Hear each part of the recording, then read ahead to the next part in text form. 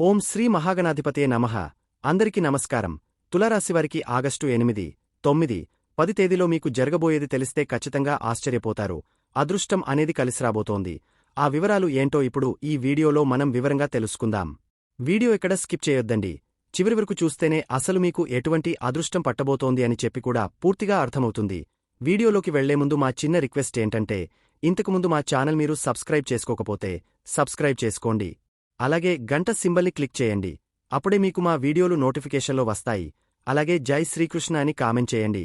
ఈ మాటలు మీతో ఎవరో జ్యోతిష్యుడు మాట్లాడుతున్నట్టుగా కాదు, మీ కష్టసుఖాలు తెలిసిన ఒక స్నేహితుడు మీ భుజం తట్టి ధైర్యం చెబుతున్నట్టుగా తీసుకోండి. ఈ మధ్య కాలంలో మీ జీవితం ఎలా సాగుతోంది నాకు తెలుసు. మీ సమాధానం బహుశా ఏమోనండి, అంతంత మాత్రంగానే ఉంది అని కావచ్చు. ఎందుకంటే మీ మనసులోని త్రాసు ఈ మధ్య కాస్త అటూ ఇటూ ఎక్కువగా ఊగిసలాడుతోంది.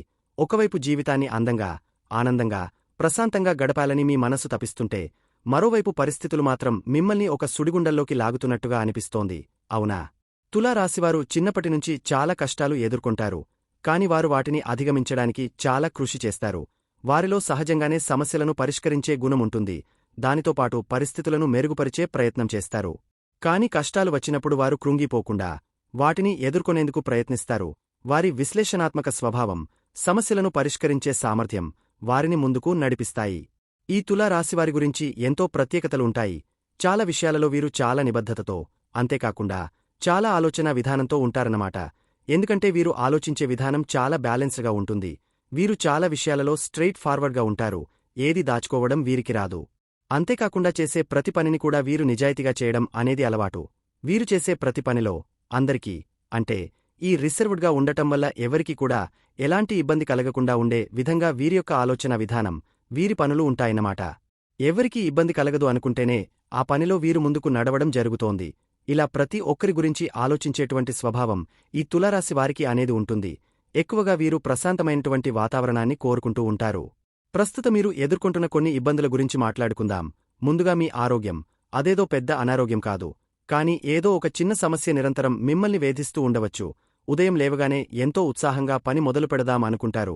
కాని శరీరం సహకరించినట్టుగా ఒకరకమైన నీరసం, అలసట ఆవహిస్తాయి. ముఖ్యంగా కాళ్ల నొప్పులు, జీర్ణ సంబంధిత సమస్యలు, నిద్ర సరిగా పట్టకపోవడంలాంటివి మిమ్మల్ని ఇబ్బంది పెడుతూ ఉండవచ్చు. దీనికి కారణం మీ 6వ ఇంట్లో తిష్టవేసుకుని కూర్చున్న శని భగవానుడు. ఆయన మిమ్మల్ని క్రమశిక్షణలో పెట్టాలని చూస్తున్నాడు. కాని ఆ క్రమంలో మీరు కాస్త శారీరకంగా, మానసికంగా నలిగిపోతున్నట్టు భావిస్తున్నారు. ఆఫీసులో, ఇంట్లో రోజూ చేసే పనులే ఒక పెద్ద బరువులా, శిక్షలా అనిపిస్తున్నాయి. ఎంత కష్టపడినా సరైన గుర్తింపు రావడం లేదే, నా శ్రమంతా బూడిదలో పోసిన పన్నీరు అవుతోందే అనే ఆవేదన మీలో తరచుగా కలుగుతూ ఉంటుంది. ఇక ఆర్థిక విషయాలు చూస్తే, డబ్బు వస్తున్నా కూడా నీళ్లలా ఖర్చయిపోతోంది. చేతిలో నిలవడం లేదు.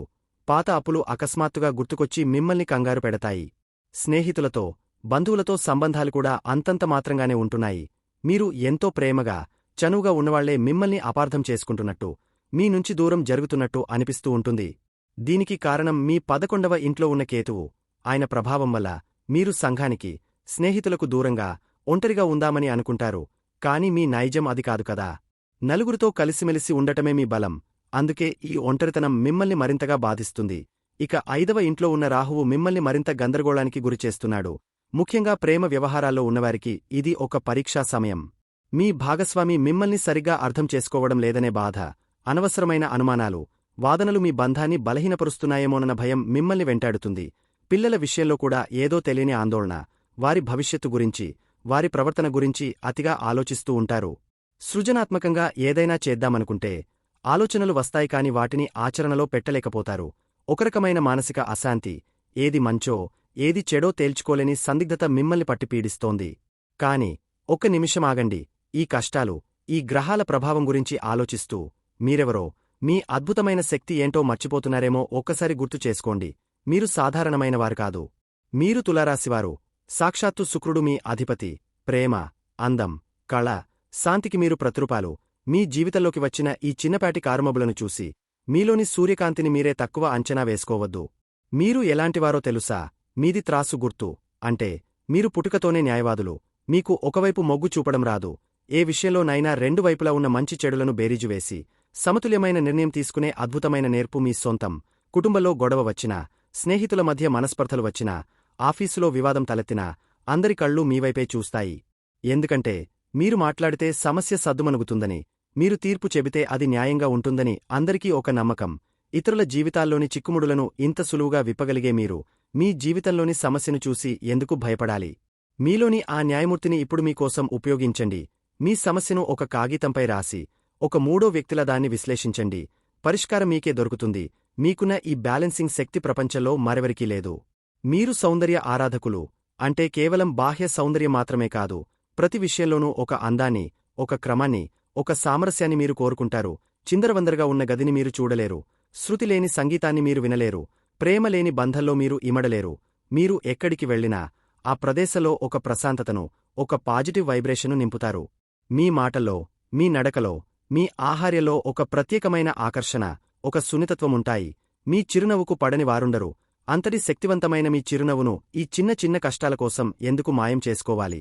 మీ జీవితంలో ఇప్పుడున్న గందరగోళాన్ని చూసి నిరాశపడకండి. దానికూడా ఒక కళాకారుడిలా మీరే అందంగా మలచుకోగలరు. మీ ఇంట్లోని వస్తువులను సర్దండి. మీకు నచ్చిన సంగీతం వినండి. ప్రకృతిలో కాసేపు గడపండి. మీలోని ఆ శుక్రుడి శక్తి మళ్లీ మేల్కొంటుంది. మీరు అద్భుతమైన దౌత్యవేత్తలు. గొడవ పడకుండా, ఎదుటివారిని నొప్పించకుండా, మీకు కావాల్సిన పనిని సాధించుకునే అద్భుతమైన కళ మీకు తెలుసు. 10 మందిలో ఎలా మాట్లాడాలో, ఎప్పుడు మౌనంగా ఉండాలో మీకు తెలిసినంతగా మరెవరికీ తెలియదు. అందుకే వ్యాపారంలో, ఉద్యోగంలో భాగస్వామ్యాలు మీకు బాగా కలిసివస్తాయి. మీ భాగస్వామికి మీరు ఇచ్చే గౌరవం, స్వేచ్ఛ మిమ్మల్ని ఉత్తమ భాగస్వామిగా నిలబెడతాయి. ప్రస్తుత మీకు ఎదురవుతున్న అపార్థాలను, వ్యతిరేకతను కూడా మీ ఈ దౌత్యనీతితోనే జయించండి. కోపంతో కాదు, ప్రేమతో మాట్లాడండి. వాదించి కాదు, వివరించి చెప్పండి. విజయమీదే అవుతుంది. అన్యాయాన్ని చూస్తే మీరు అస్సలు సహించలేరు. అది మీకు జరిగినా, మీ పక్కవారికి జరిగినా సరే, మీలోని యోధుడు బయటకు వస్తాడు. బలహీనుల పక్షాన నిలబడటానికి మీరు ఎప్పుడు ముందుంటారు. ఈ లక్షణం వల్ల కొన్నిసార్లు మీరు అనవసరమైన తలనొప్పులు తెచ్చుకోవచ్చు. కాని ఇదే మీ వ్యక్తిత్వానికి కిరీటం. ఈ ప్రపంచానికి మీలాంటి న్యాయప్రియులు ఎంతో అవసరం. అయితే ఇతరుల కోసం పోరాడే మీరు, మీ హక్కుల కోసం, మీ ఆనందం కోసం పోరాడటంలో వెనకడుగు వేయకండి. మీకు అన్యాయం జరుగుతోందని అనిపించినప్పుడు మౌనంగా భరించకండి. మీ గొంతును మీకోసం కూడా విప్పండి. చూడండి, ఇప్పుడున్న గ్రహస్థితి మిమ్మల్ని శిక్షించడానికి రాలేదు.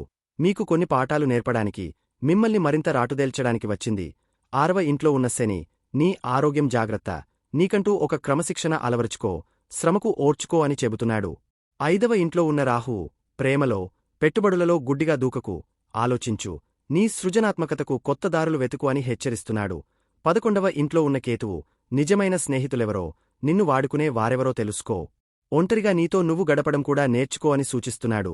ఈ గ్రహాలు ఇచ్చే శిక్షణను మీరు పూర్తి చేస్తే, మీరు మునుపటికన్నా 100 రెట్లు శక్తివంతంగా, వజ్రంలా ప్రకాశిస్తారనడంలో ఎలాంటి సందేహం లేదు. మీరు చేయాల్సిందల్లా ఒక్కటే, మీలోని ఆ సహజమైన బలాన్ని నమ్మండి. మీలోని త్రాసు ఎప్పటికీ వంగిపోదు. కాసేపు ఊగిసలాడుతుందంతే, దాన్ని మళ్లీ స్థిరంగా నిలబెట్టగల శక్తి మీ చేతుల్లోనే ఉంది. ప్రతిరోజూ ఉదయం లేవగానే ఒక 5 నిమిషాలు మీతో మీరు మాట్లాడుకోండి. నేను తులారాశివారిని. శాంతి, ప్రేమ, న్యాయం నా ఆయుధాలు. ఏ సమస్యనైనా ఎదుర్కోగల శక్తి నాకుంది అని మీకు మీరే చెప్పుకోండి. మీ రాశ్యాధిపతి శుక్రుడికి ప్రతీక అయిన మహాలక్ష్మి అమ్మవారిని, మీకు ఇష్టమైన దేవతను ప్రార్థించండి. ఇంటిని, పరిసరాలను శుభ్రంగా, సువాసనభరితంగా ఉంచుకోండి. అది మీలో పాజిటివ్ ఎనర్జీని నింపుతుంది. పెద్దల ఆశీస్సులు తీసుకోండి. వారి అనుభవాలు మీకు దారి చూపిస్తాయి. గుర్తుంచుకోండి, రాత్రి ఎంత చీకటిగా ఉంటే ఉదయం అంత ప్రకాశవంతంగా ఉంటుంది. మీరు ప్రస్తుతం ఎదుర్కొంటున్నది ఆ చీకటి రాత్రినే. మీ జీవితంలోకి అదృష్టాన్ని, ఆనందాన్ని 9వ ఇంట్లో ఉన్న గురువు అందిస్తున్నాడు. మీ కష్టాలన్నీ తొలగిపోయి, మీ ముఖంలో మళ్లీ ఆ సహజమైన చిరునవ్వు విరబూస్తుంది. మీలోని అద్భుతమైన లక్షణాలను ఆయుధాలుగా చేసుకుని పోరాడండి. మీరు ఒంటరి కాదు. ఈ విశ్వశక్తి, మీలోని ఆత్మశక్తి మీకు ఎల్లప్పుడూ అండగా ఉంటాయి. తులారాశివారు ఈ చిన్నపాటి యుద్ధంలో గెలిచి, మీ జీవితాన్ని మళ్లీ సామరస్యంతో, ఆనందంతో, ప్రేమతో నింపుకోండి. ఆ శక్తి మీకుంది. మీకు అంతా మంచే జరగాలని మనస్ఫూర్తిగా కోరుకుంటున్నాను. తులారాశివారికి ఆగస్టు 8, 9, 10 తేదీలలో ఏ విధంగా ఉంటుందో ఇప్పుడు మనం వివరంగా తెలుసుకుందాం. ఈ 2 రోజులు మీ దృష్టి, మీ భావోద్వేగాలు ఒక కొత్త మలుపు తీసుకుంటాయి. గురువారం రోజు బయట ప్రపంచమీద, పనుల మీద ఉన్న మీ ఏకాగ్రత ఇప్పుడు మీ కుటుంబం, మీ ఇల్లు, మీ అంతర్గత సంతోషం వైపు మళ్లుతుంది. ఎందుకంటే చంద్రుడు మీ 4వ ఇంట్లోకి, అంటే సుఖస్థానంలోకి ప్రవేశించాడు. ఇది మాతృస్థానం కూడా. కాబట్టి ఈ 2 రోజులు మీరు తల్లితో ఎక్కువ సమయం గడపాలని కోరుకుంటారు. ఆమె ఆరోగ్యం గురించి శ్రద్ధ తీసుకుంటారు. ఇంటికి సంబంధించిన పనులపై, ఇంటిని అందంగా తీర్చిదిద్దుకోవడంపై మీ ఆసక్తి పెరుగుతుంది. బయట ఎంత హడావిడిగా ఉన్నా, ఇంటికి రాగానే ఒకరకమైన ప్రశాంతతను మీరు కోరుకుంటారు. ఉద్యోగస్తులకు ఈ 2 రోజులు పనిభారం కొంచెం ఎక్కువగా అనిపించవచ్చు. 10వ ఇంట్లో ఉన్న సూర్యుడు, వక్రబుధుడు మీపై బాధ్యతలను పెంచుతారు. అదే సమయంలో 4వ ఇంట్లో ఉన్న చంద్రుడు మీ మనస్సును ఇంటివైపు లాగుతాడు. దీనివల్ల వర్క్ లైఫ్ బ్యాలెన్స్ చేసుకోవడం కొంచెం కష్టంగా అనిపించవచ్చు. ఆఫీసు టెన్షన్లను ఇంటికి తీసుకురాకండి. అలాగే ఇంటి సమస్యల గురించి ఆఫీసులో ఎక్కువగా ఆలోచించకండి. ముఖ్యంగా శుక్రవారం నాడు మీ బాస్ నుండి ప్రశంసలు అందుకునే అవకాశముంది. కాని అదే సమయంలో అదనపు బాధ్యతలు కూడా మీ భుజాలపై పడతాయి. శనివారం నాడు పనులో కొంచెం జాప్యం, మందకొడితనం ఉండవచ్చు. సహోద్యోగులతో చిన్న చిన్న మనస్పర్ధలు రాకుండా జాగ్రత్తపడండి. మీ మాటతీరు చాలా ముఖ్యం. వ్యాపారస్తులకు ఈ 2 రోజులు లాభదాయకంగానే ఉంటాయి. కాని మీరు మీ కంఫర్ట్ జోన్ నుండి బయటకు రావడానికి ఇష్టపడకపోవచ్చు. కొత్త ప్రయోగాలు చేయడానికి, రిస్క్ తీసుకోవడానికి బదులుగా ఉన్న వ్యాపారాన్ని స్థిరంగా నడుపుకోవడంపైనే ఎక్కువ దృష్టి పెడతారు. ముఖ్యంగా రియల్ ఎస్టేట్, వాహనాలు, గృహోపకరణాలకు సంబంధించిన వ్యాపారాలు చేసేవారికి ఈ 2 రోజులు కలిసి వస్తాయి. అయితే మీ 12వ ఇంట్లో ఉన్న కుజుడి వల్ల ఇంటికి లేదా వ్యాపార స్థలానికి సంబంధించిన రిపేర్ల కోసం అనుకోని ఖర్చులు చేయాల్సి రావచ్చు. ఆర్థిక లావాదేవీల విషయంలో, ముఖ్యంగా శనివారం నాడు ఎవరినీ గుడ్డిగా నమ్మవద్దు. అన్ని పత్రాలను జాగ్రత్తగా చూసుకున్నాకే ముందుకు వెళ్ళండి.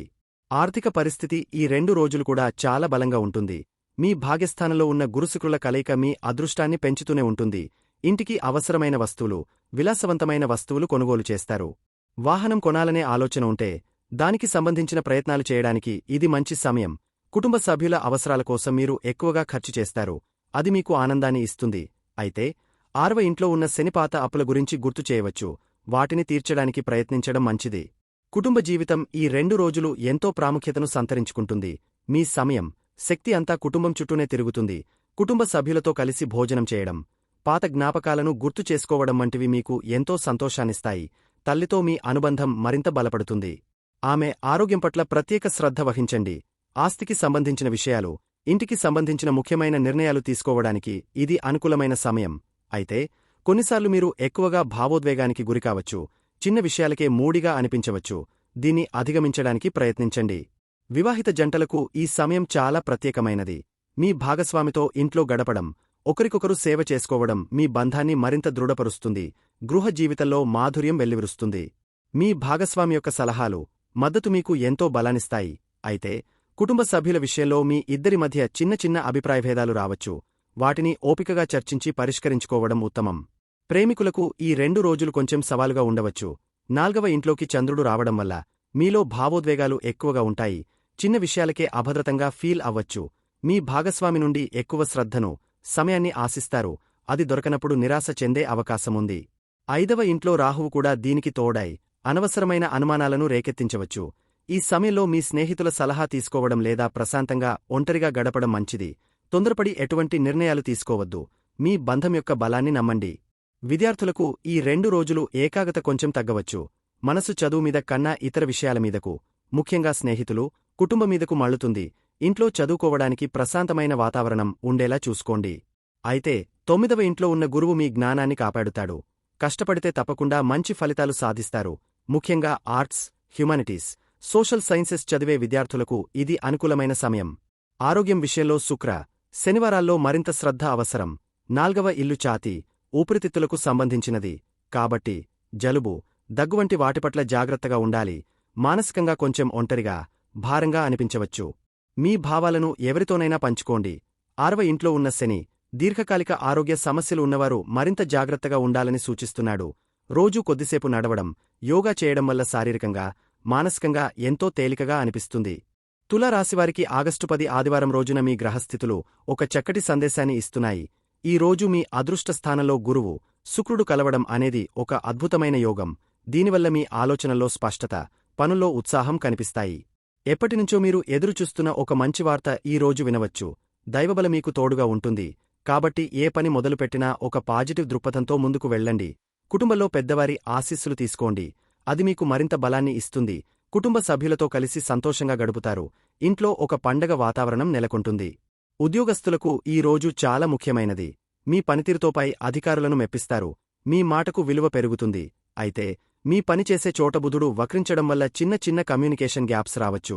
మీరు చెప్పేది ఒకటి, అవతలివారు అర్థం చేసుకునేది మరొకటి కావచ్చు. కాబట్టి మాట్లాడేటప్పుడు లేదా ముఖ్యమైన మెయిల్స్ పంపేటప్పుడు కొంచెం ఓపికగా, స్పష్టంగా ఉండండి. పాత ప్రాజెక్టులు ఏవైనా మళ్లీ ముందుకు రావచ్చు. వాటిని పూర్తి చేయడానికి ఇది మంచి సమయం. వ్యాపారస్తులకు కూడా కొత్త ఆలోచనలు వస్తాయి. కాని వాటిని వెంటనే అమలు చేయకుండా బాగా ఆలోచించి ప్రణాళిక వేసుకోవడం మంచిది. ఆర్థికంగా అదృష్టం కలిసొచ్చి ధనలాభం సూచిస్తున్నా మరోవైపు అనవసరమైన ఖర్చులు కూడా పొంచి ఉన్నాయి. కాబట్టి డబ్బు విషయంలో కొంచెం జాగ్రత్త అవసరం. ఇక ఆరోగ్యం విషయానికొస్తే పాత ఆరోగ్య సమస్యలు ఏమైనా ఉంటే వాటిపట్ల నిర్లక్ష్యం వద్దు. శని ప్రభావం వల్ల కొంచెం బద్ధకంగా అనిపించినా దాన్ని అధిగమించి శారీరకంగా చురుకుగా ఉండటానికి ప్రయత్నించండి. మానసికంగా ప్రశాంతంగా ఉండటానికి ప్రయత్నించండి. అనవసరమైన ఆందోళనలు వద్దు. వివాహ జీవితంలో భాగస్వామితో అనుబంధం మరింత బలపడుతుంది. ఇద్దరు కలిసి ఒకరికొకరు మద్దతుగా నిలుస్తారు. ఏవైనా చిన్న చిన్న మనస్పర్ధలు ఉంటే అవి తొలగిపోతాయి. విద్యార్థులకు ఈ రోజు మనసు కొంచెం చంచలంగా ఉండొచ్చు. ఒకే విషయంపై ఎక్కువసేపు దృష్టి పెట్టడం కష్టమవచ్చు. కాని మీలో సృజనాత్మకత బాగా పెరుగుతుంది. కొత్త విషయాలు నేర్చుకోవాలనే తపన ఉంటుంది. దాన్ని సరైన మార్గంలో పెడితే అద్భుతాలు సాధించవచ్చు. ప్రేమలో ఉన్నవారికి ఈ రోజు భావోద్వేగాలు ఎక్కువగా ఉంటాయి. మీ భాగస్వామిపై ప్రేమ పొంగుకొస్తుంది. కాని అదే సమయంలో చిన్న విషయాలకే అపార్థాలు చేసుకునే అవకాశముంది. మీ ప్రేమను చూపించండి, కాని అతిగా ఆలోచించి సంబంధాన్ని క్లిష్టంగా మార్చుకోవద్దు. మొత్తమీద ఈ రోజు మీకు అదృష్టాన్ని, అవకాశాలను అందిస్తుంది. చిన్న చిన్న జాగ్రత్తలతో మీరు ఈ రోజును పూర్తిగా మీకు అనుకూలంగా మార్చుకోవచ్చు. ధైర్యంగా ముందడుగు వేయండి, అంతా మంచే జరుగుతుంది. మొత్తమీద ఈ 2 రోజులు మిమ్మల్ని మీకు, మీ కుటుంబానికి దగ్గర చేస్తాయి. బాహ్య ప్రపంచంలోని ఒత్తిడి నుండి ఉపశమనం పొంది అంతర్గత శాంతిని, కుటుంబ బంధాల యొక్క ప్రాముఖ్యతను మీరు గుర్తిస్తారు. మీ భావోద్వేగాలను అదుపులో ఉంచుకుంటూ బాధ్యతలను నిర్వర్తిస్తే ఈ సమయం మీకు ఎంతో సంతృప్తిని ఇస్తుంది. ధైర్యంగా ఉండండి, అదృష్టం మీ వెంటే ఉంది. తులారాశివారు ఈ గ్రహ సంచారాల దృష్ట్యా కొన్ని చిన్న చిన్న పరిహారాలు పాటించడం వల్ల మనశ్శాంతి, పనులలో అనుకూలత కలుగుతుంది. ముందుగా మీ ఆరోగ్యం, ఖర్చుల విషయంలో కొంచెం శ్రద్ధ అవసరం కదా. ఎందుకంటే 6వ ఇంట్లో శని, 12వ ఇంట్లో కుజుడు ఉండటం వల్ల కాస్త నీరసం, అనవసరమైన ఖర్చులు, నిద్ర సరిగా పట్టకపోవడంలాంటివి ఉండొచ్చు. దీనికి మీరు కంగారు పడాల్సిన పనిలేదు. వీటన్నిటికీ ఒకే ఒక్క అద్భుతమైన, శక్తివంతమైన పరిహారం ఉంది. అదే ఆంజనేయస్వామి ఆరాధన. ప్రతిరోజూ కనీసం మంగళవారం, శనివారం అయినా సరే స్నానం చేశాక ఒక 5 నిమిషాలు హనుమాన్ చాలీసా చదువుకోండి. మీకు చదవడం రాకపోయినా ఫోన్లో పెట్టుకుని విన్నా చాలు. స్వామికి మీ సమస్యలు చెప్పుకోండి. అలాగే మీకు చేతనైనంతలో సేవ చేయండి. అనాథలకు, వృద్ధులకు భోజనం పెట్టించడం లేదా అవసరంలో ఉన్నవారికి సాయం చేయడం, మూగుజీవాలకు ఆహారం పెట్టడంలాంటివి చేయడం వల్ల శని, కుజుడి ప్రతికూల ప్రభావాలు చాలా వరకు తగ్గిపోతాయి. ఇది మీలో ఒక పాజిటివ్ శక్తిని నింపుతుంది. ఇక రెండోది మీ ఉద్యోగంలో, ప్రేమ వ్యవహారాల్లో చిన్న చిన్న అపార్థాలు, గందరగోళం రాకుండా చూసుకోవాలి. దీనికి కారణం బుధుడు వక్రంలో ఉండటం, 5వ ఇంట్లో రాహువు ఉండటం. వీటికి ఉత్తమమైన పరిహారం వినాయకుడి ఆరాధన. ఏ పని మొదలుపెట్టే ముందైనా ఓం గం గణపతే నమః అని మనస్సులో అనుకోండి. ముఖ్యంగా ఎవరితోనైనా మాట్లాడేటప్పుడు, ముఖ్యమైన పత్రాలమీద సంతకం చేసేటప్పుడు, లేదా డబ్బు పెట్టుబడి పెట్టేటప్పుడు 1కి 2 సార్లు ఆలోచించండి. బుధవారం నాడు గణపతి గుడికి వెళ్లడం లేదా ఇంట్లోనే గణపతికి గరికతో పూజ చేయడం, బెల్లం నైవేద్యంగా పెట్టడం వల్ల మీ తెలివితేటలు చురుగ్గా పనిచేస్తాయి. అపార్థాలకు తావుండదు. ప్రేమలో ఉన్నవారు కూడా ఒకరినొకరు తొందరపడి అపార్థం చేసుకోకుండా ప్రశాంతంగా మాట్లాడుకోవడానికి ఇది సహాయపడుతుంది. చివరగా మీ రాశికి అదృష్టం కూడా చాలా బలంగా ఉంది. భాగ్యస్థానంలో గురువు, మీ రాశ్యాధిపతి అయిన శుక్రుడు కలిసి ఉండటం ఒక వరం లాంటిది. ఈ అదృష్టాన్ని మనం మరింత పెంచుకోవాలి. దీనికి మీరు చేయాల్సింది చాలా సులభం. మీ రాశ్యాధిపతి శుక్రుడికి ప్రతీక అయిన మహాలక్ష్మి అమ్మవారిని ప్రతి శుక్రవారం పూజించండి. ఇంటిని, మీరు ఉండే పరిసరాలను పరిశుభ్రంగా ఉంచుకోండి. శుభ్రత ఉన్నచోట లక్ష్మీదేవి కొలువై ఉంటుంది. మంచి సువాసన వచ్చే అగరబత్తి వెలిగించడం, శుభ్రమైన బట్టలు వేసుకోవడం వల్ల మీలో ఆత్మవిశ్వాసం పెరుగుతుంది. అలాగే గురుబలం కోసం మీ కన్నా పెద్దవారిని, తల్లిదండ్రులను, గురువులను గౌరవించండి. వారి ఆశీస్సులు తీసుకోండి. ఈ చిన్న చిన్న పనులు చేయడం వల్ల మీకున్న అదృష్టం రెట్టింపు అవుతుంది. ఏ కష్టం వచ్చినా సులభంగా దాటిపోతారు. మీకే మంచే జరుగుతుంది. శుభం భూయాత్. చూశారు కదండి.